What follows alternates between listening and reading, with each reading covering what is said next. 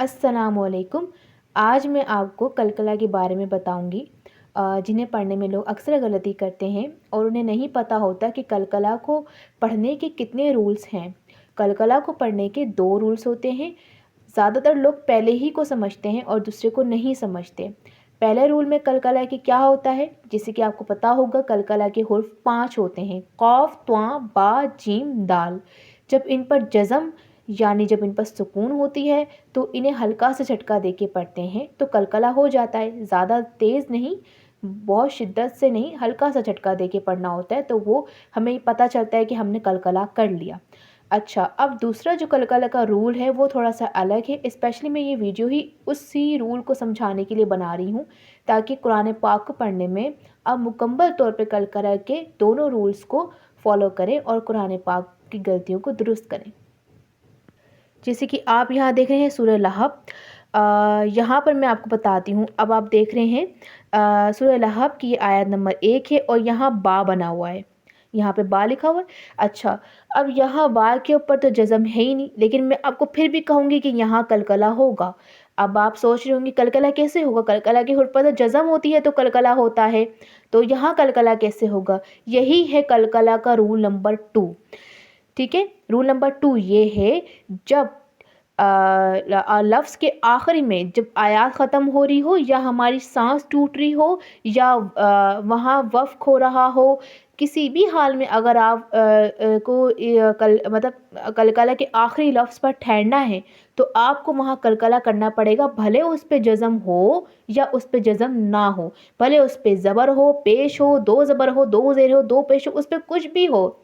आपने सिर्फ ये देखना है कि ये कलकला का हुर्फ है और मैंने यहाँ वफ़ कर दिया है, बस आपने सिर्फ ये बात देखनी है। बाकी आपने कुछ भी नहीं क्या कहते हैं, किसी चीज़ में नहीं पढ़ना, बस आपने ये देखना है कि ये कलकला का हुर्फ है और यहाँ जिस्म नहीं है, लेकिन यहाँ मैंने वफ़ किया है, यहाँ आयात मुकम्मल हो रही है या मैंने फिर यहाँ पे वफ़ किया है, तो अब मुझे लाजमी इसको कलकला करना पड़ेगा। कलकला करके मैंने इसे अदा करना पड़ेगा। जैसे कि अब मैं आपको पढ़ के बताती हूँ।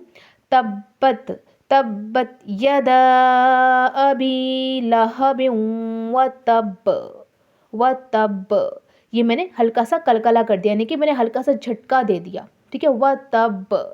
ठीक है। अच्छा, कलकला का मैंने क्या बताया था कि रूल नंबर 2 में, रूल नंबर 1 तो बहुत आसान है। कलकला के 5 हुर्फ हैं, उनमें से जिस पे भी जज़म आएगी हमने हल्का सा झटका देना है, यानी कि हमने कलकला करके पढ़ना है। ये तो बहुत आसान है, ये तो सबको पता होगा।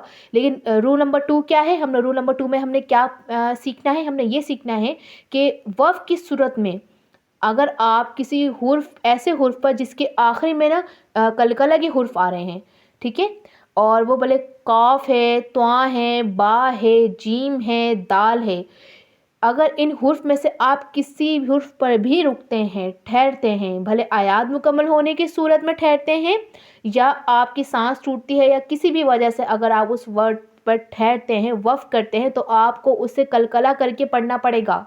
हर हाल में कलकला करके पढ़ना पड़ेगा। जैसे कि मैंने पढ़ा ना, यहाँ पर आयत मुकम्मल हो गई और यहाँ पे बा आ गया।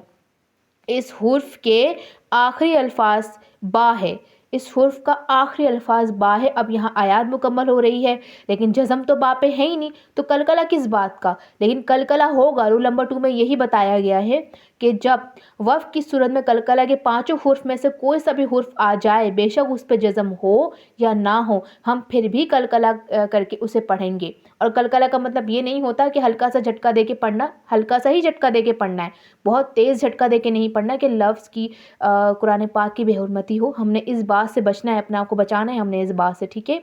अच्छा, जैसे कि तब्बत यदा अबी लहब व तब, ये एक तरीका हो गया।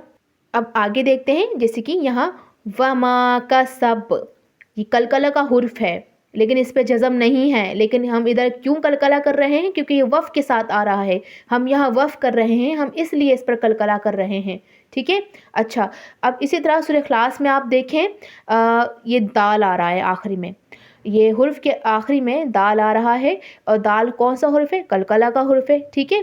अच्छा, अब यहाँ पे हमने कलकला करना है, दाल पे जज़म नहीं है फिर भी हमने कलकला करना है। क्यों? क्योंकि हम यहाँ पे वफ़ करने वाले हैं, इसलिए कलकला करना है। اگر میں قلقلہ نہیں کروں گی تو میں اس طرح پڑھوں گی قل هو اللہ احد اللہ الصمد، ٹھیک ہے، بلکہ وف کی صورت بغیر وف کس طرح پڑھا جائے گا قل هو اللہ احد اللہ الصمد، ٹھیک ہے، بغیر وف کے میں نے ایسے پڑھا. اب میں جب وف کے ساتھ پڑھوں گی تو میں اس طرح پڑھوں گی اور میں دال کو پورا پورا قلقلہ کروں گی قل هو اللہ احد اللہ الصمد لم یلد. یہاں سب جگہ پوری اس سورہ میں قلقلہ ہو رہا ہے، ٹھیک ہے. تو میں نے آپ کو آج کیا سکھایا؟ آج ہم لوگوں نے کیا سیکھا؟ قلقلہ کو پڑھنے کے 2 رول ہوتے ہیں.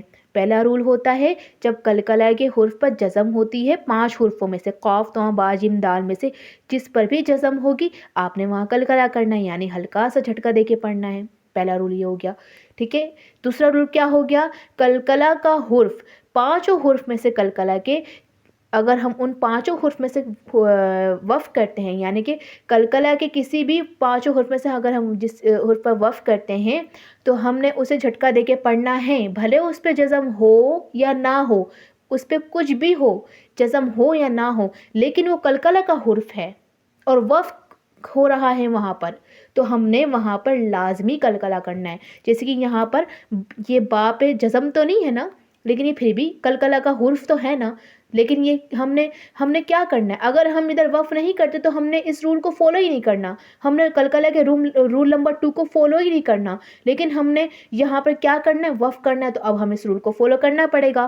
اب ہم نے یہاں پہ قلقلہ بھی کرنا پڑے گا، بھلے اس پہ جزم ہو یا نہ ہو. رول نمبر 2 میں کیا ہے؟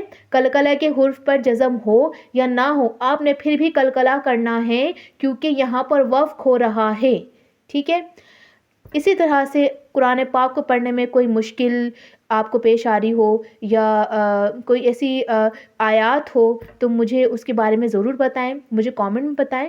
میں آپ کے لیے اسی طرح کی ویڈیو اور بھی بناؤں گی، اور اس ویڈیو کو لائک کریں، شیئر کریں اور میرے چینل کو سبسکرائب کریں، اور اس ویڈیو کو زیادہ سے زیادہ ان لوگوں تک پہنچائیں جو قرآن پاک کو درست کرنے کا جذبہ اپنے اندر رکھتے ہیں، جنہیں شوق ہے، جنہیں یہ اس بات کا پورا یقین ہے کہ وہ اپنے قرآن پاک کو درست کر کے اسے اچھے ڈھنگ سے پڑھ سکتے ہیں.